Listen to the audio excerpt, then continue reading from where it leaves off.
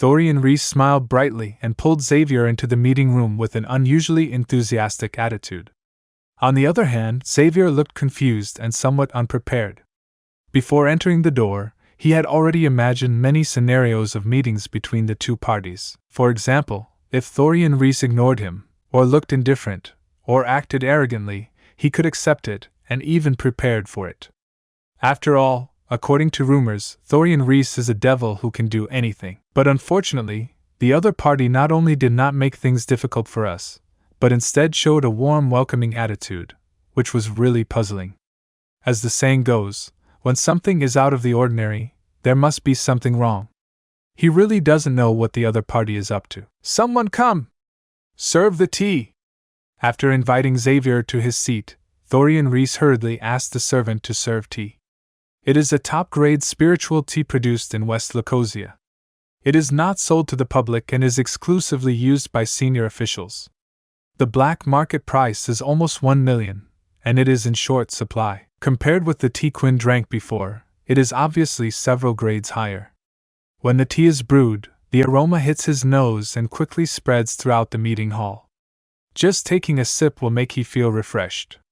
Although Xavier is not a tea connoisseur, he understands tea and knows that it is not an ordinary thing. The fact that Thorian Reese was willing to use it to entertain guests showed that he attached great importance to this meeting. "Uncle Chin, although this is the first time we meet, I have heard of your name a long time ago. I have always regarded you as a role model and worked hard to become stronger." As soon as Thorian Reese opened his mouth, he started to flatter him. "Your Highness, I am really embarrassed by what you said. I am just an ordinary general. How can I be worthy of your attention?" Although it was very sudden, Xavier still maintained a polite smile. "Hey! Uncle Chin, please don't underestimate yourself," Thorian Reese boasted in a serious tone. "Who doesn't know about the 3 heroes of the Chin family? The eldest is in politics, the second is in business, and the third is in the army. Moreover, each of them is making great contributions in their respective fields. Let's not talk about the distant past. Just 3 years ago, Uncle Chin, you led 800 elite soldiers to wipe out 3,000 bandits in Yinshan. Such a feat is well known throughout the country and makes people admire you." "Oh? I didn't expect that the young prince even knew about this?" Xavier raised his eyebrows, quite surprised. At first he thought that Thorian Reese was just saying a few polite words, but he didn't expect that he actually had a certain understanding of his deeds. The Yunshan bandit suppression was one of his few highlight moments. After that battle, his fame grew a lot. "Well, I regard you, Uncle Chin, as my idol. I know all your glorious deeds like the back of my hand. Your peerless demeanor makes me admire you very much," Thorian Reese said with a smile. While Quinn was out to pick someone up, he had already used his intelligence network to conduct a thorough investigation of Xavier. The other party has not accomplished anything significant in his life, and the only thing he can mention is the Yunshan bandit suppression. In order to make a good impression, he naturally had to brag. "Ha! I didn't expect that the young prince is such a sentimental person." Xavier smiled happily at the compliment. The pride on his face could not be concealed. In the past, whenever he went out, he always used the name of the Chin family. Unexpectedly, today, he relied on his personal charm to attract the admiration of the young prince of West Lacosia. If this gets out, it will be enough to brag about for a year. "Ha ha! No way, my young prince, thank you for your kind words." Xavier was so happy that he couldn't stop smiling. He was almost coaxed into a placenta. "Who says this kid is bad? This kid is awesome. Uncle Chin, since you are here, why not stay here first? Let's have a few drinks tonight." Thorian Reese made the invitation. "If the young prince wants to drink, I will naturally have to accompany. But before that, I have something I want to ask the prince. I wonder if the young prince can introduce me to your majesty?"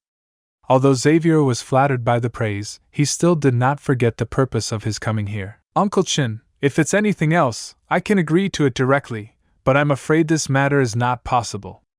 Thorian Reese shook his head. "Is it inconvenient for your majesty to see me?" Xavier asked tentatively. "It's not just directed at you, Uncle Chin. Mainly, my father is recuperating from an illness. He hasn't seen anyone during this period, not even me. Thorian Reese looked helpless. So that's how it is. Xavier nodded thoughtfully. Uncle Chin, actually, you don't need to see my dad. Now I am the one in charge of the entire West Lacosia Palace. If you want to do anything, just tell me directly. Thorian Reese suddenly changed the subject. Before he went into seclusion to recuperate, his father had transferred all his powers to him. No matter what he does now, no one can stop him, and no one dares to stop him. The young prince is surely a man of both civil and military talents. You can really handle anything on your own. Xavier Chen nodded, and then asked tentatively. May I ask, young prince, do you know anything about the situation in Stonia? You mean the old emperor is about to die and is in urgent need of an heir? Thorian Reese said without hesitation. And just can't accept it. This can't be the end yet. You promised to never leave, and now you're gone. Can't believe I can feel the world slipping away as you slowly fade from my everyday. You promised forever a love without end, but now I'm left broken, struggling to mend. I thought we were so tied, destined for a lifetime. Love with no end, love with no end. Staying in my imagination, memorizing the past time, the secrets, the love, the care. Now they're echoes in the air. I still see your face in every